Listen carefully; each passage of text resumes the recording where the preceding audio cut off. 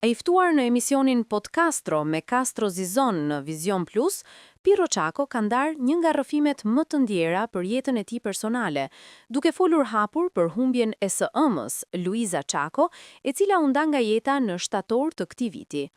Gjatë bisedës, artisti u ndal te kënga që i ka dedikuar asaj, Nën më mungon, duke zbërthyer kuptimin e disa vargjeve që mbajnë një ngarkesë të fortë emocionale. Një prej tyre, Dritat e pemës s'ka kush mi ndriçon, lidhet drejt për drejt me një kujtim shumë personal, mes tij dhe së ëmës.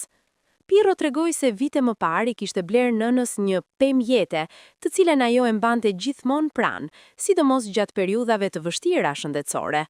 Sipas tij, pema ishte kthyer në një simbol shprese, si një shenjë force dhe mbrojtjeje. Ishte sikur ajo pemë e ruante, sikur Zoti e mbante, rrëfeu ai.